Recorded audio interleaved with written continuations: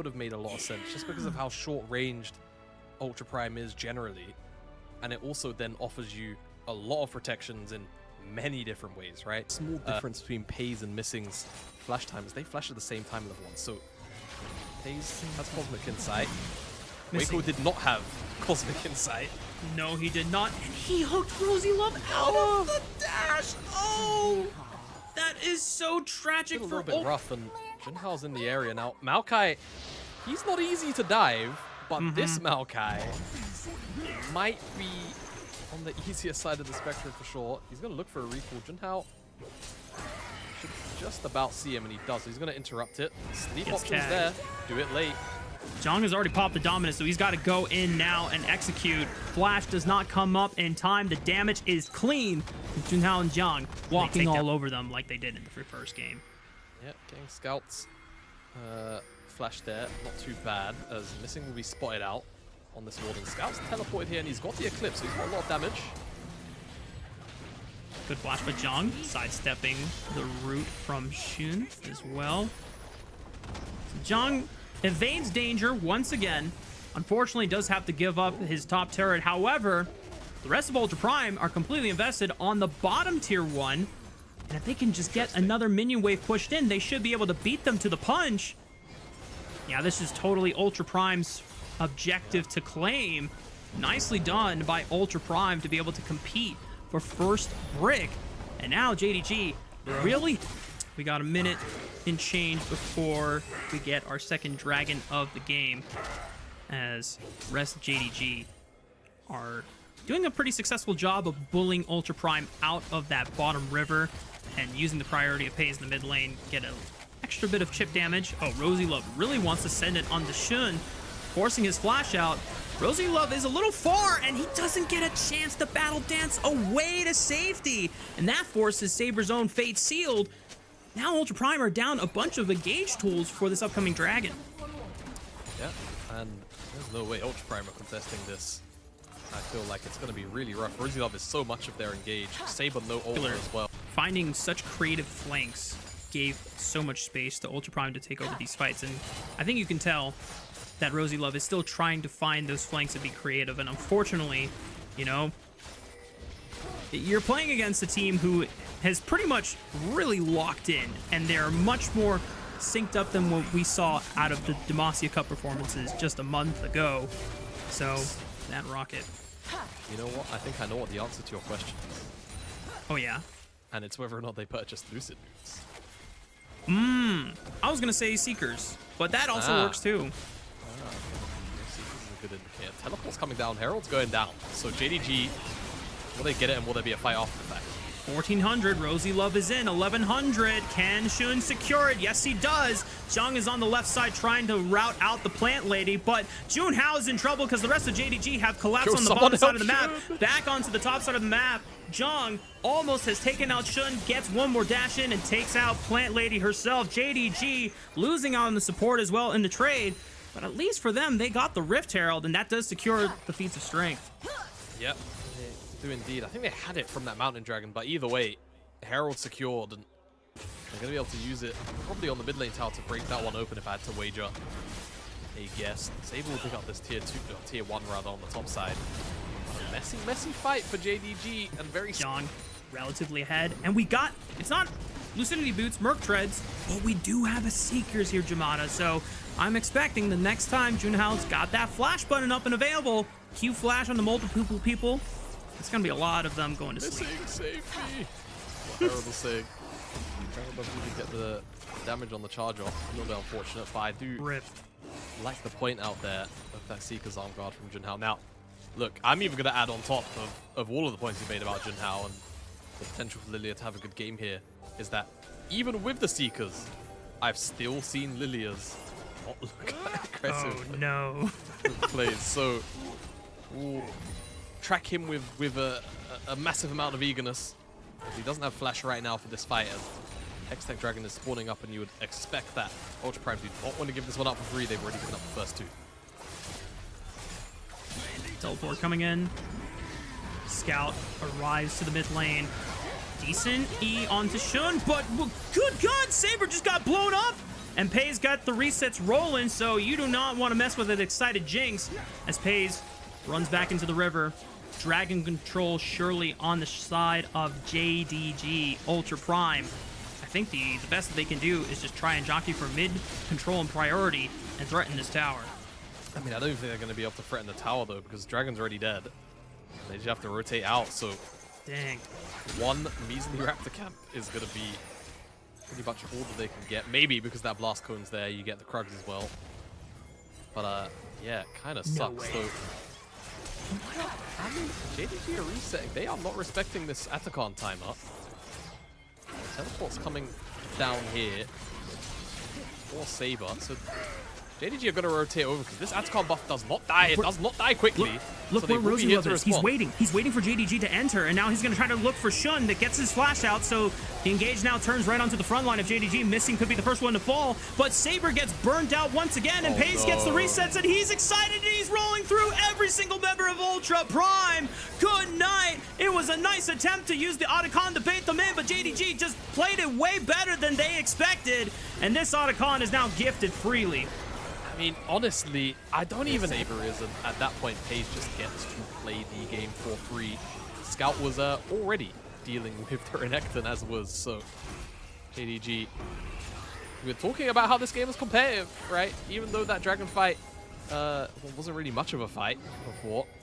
How Ultra Prime maybe had some ways to play the game, but the Atacon buff on hand, the way that the execution keeps on falling in favor of JDG, it just... continues to mount the pressure on top of Ultra Prime right now. And that gold lead that Ultra Prime briefly had, it's gone. Now swings back over into the hands of JDG. Rosie Love once again maybe angling and posturing for an engage. Gets a decent grand entrance on the backside, but Jung has already fallen as Saber. Really great fate sealed, but this is the Otacon GAs that are being taken off the board, so JDG, they don't mind at all. They're going to continue the siege, and Ultra Prime are now down on health bars. It might have been enough to stall the siege, and Junhao not going to pop the Lilting Lullaby. They have got to nerf this, man. I remove it, Riot, please. Riot, please. Oh, you know, I think Scout is okay that Waco dodged the public execution, because if he didn't, then Scout would have dove far and deep, and that would have been the end of the Otacon GA. Oh my gosh, I almost had this guy, but he has flash, or like, oh, if I only had flash, I can guarantee this engage from happening. And you know, more times than not, JDG have been, you know, just better on the execution when it came down to the nitty-gritty. Now, an engage on the Scout does get his flash. So that's a summoner spell gone. And the fourth dragon of the game has spawned. This is Hextech Soul on the line for JDG. Scout, no flash, but still has many tools available in his kit to dash and dance around the fight. He does. Still has that all, like you say. Rosie Lovey's looking for a play. It's awkward. Oh, they find Paze, but public execution from Scout delays the engage and gives Baby Paze enough time to survive. But Waco commits his own flash to get over the wall and assassinate the other marksman. Big shutdown as Junhao is in the backline with the rest of his comrades as they take out another member from JDG. And that was the moment we were waiting for, Jamada. One moment of brilliance from Ultra Prime to swing this game out of the hands of JDG. You know what? Just Route 1 football from Ultra Prime. They've tried all of these fancy set plays, try and go for these multi-prog. They just send it down mid. Rosie Love straight through the entirety of JDG. It's arguably the most rudimentary engage they've had all game, but it's the one that works, and it should net them Baron on top of all of this. Ala, I don't know how much he's really got in attack to stop this. It's him and Missing versus 5. There is no damage on the table. This should just be Ultra Prime's Baron to take. And Saber has rejoined the fight with teleport. Oh no, Super Mega Death Rocket! Oh my god, it got so close! But Junhao secures the Baron. But now it becomes a dance of how many people from Ultra Prime can survive and escape. As Scout joins the fight, they've got Hextech portals, so everyone from JDG is piling on in. But Ultra Prime have seemingly escaped for everyone except Waco. I'm sorry, brother. Someone's got to die, and you're the sacrificial lamb that's left on the slaughtering table. JDG will take at least one, but for Ultra Prime's sake, They deny Hextech Soul. They deny Baron. And the game is now back to even state. It's at least playable, right? It was starting to approach a bit of an untenable situation. I mean, JDG's composition is still one that, you know, in terms of how it interacts with Ultra Primes, the game is never really over, right? But, again, game state, Hextech Soul, that turns into a Baron kind of easily. Could have got real slippery real fast, but Ultra Prime hold it out firm. Now, I'm so surprised that engage worked. I'm still thinking about it from Ultra Prime. After all of the shenanigans, all the different ways they've looked for these fights, that's the one that goes through. They stick it. Yep. Sometimes you just gotta overload on the amount of buttons just for one target, you know, just to guarantee, even if it seems like overkill. It's JDG defending the remnants of this tier 1. The Baroned up cannon minion does not do enough to take out the turret outright, but Ultra Prime got another wave on the way, and JDG cannot stay to defend it. Ultra Prime, they finally did it, Jamada. They took out the tier 1 in the mid lane.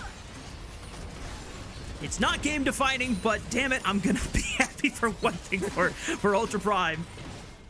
Be fortunate, hey, pays. You know those chompers don't work on minions. I'm just about impressed with the game.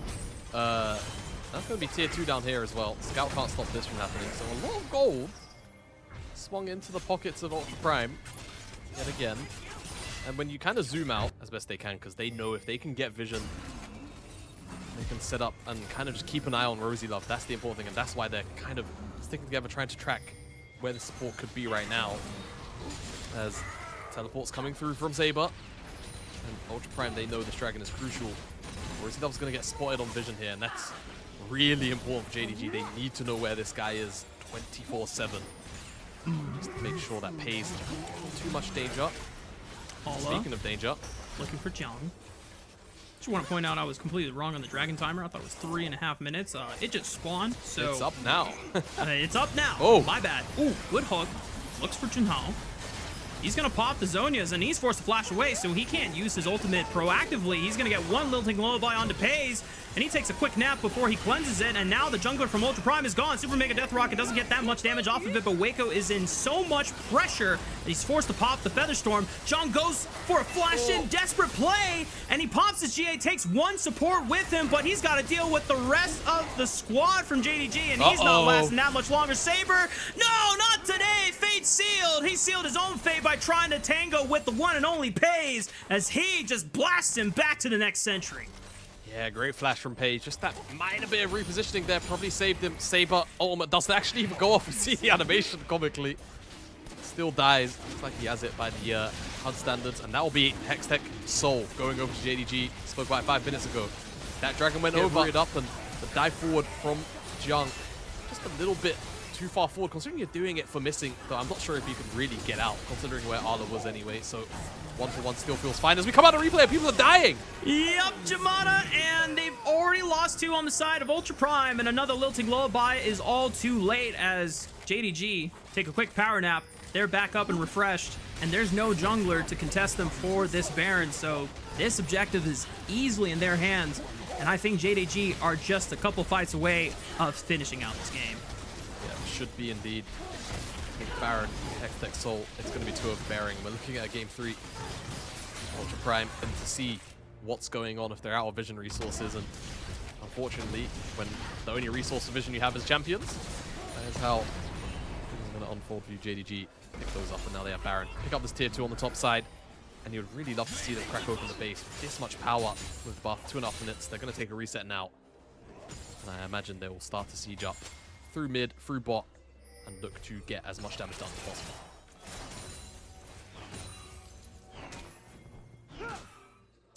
Albeit a series of unfortunate events from the side of JDG, we pretty much expect the outcome to swing a certain way. I want to start getting ahead into, game 3 discussions of what Ultra Prime need to think about when they're not just, drafting compositionally wise, but how they're playing the map, how they're trying to match up into JDG, and some of the strengths that they're already showing a lot of reliance on in Pays. Yeah, I'm not sure, to be honest with you, Bracken. So I think JDG have been very creative in their lane assignments early on. They've been willing to lane swap or accept lane swap situations, but also, again, you know, post that kind of initial level 1 setup, hold that fort. Jung. Holy moly. Jung burning down, Ignite, finally takes him out. Junhao also forced out of the fight. Here comes the public execution over the wall. Good night, Rosie Love. And there's only 3 members left standing from the side of Ultra Prime. There is still a Lilting Lullaby available. Junhao, no flash available. Saber forced to use the Fate Seal just to retreat back into the fountain, but Waco doesn't get to survive. Junhao and Saber are just begging for mercy, but JDG, there is no mercy in this house, as JDG will claim a second game of the series. Second game of the series, 2-0. Little mishap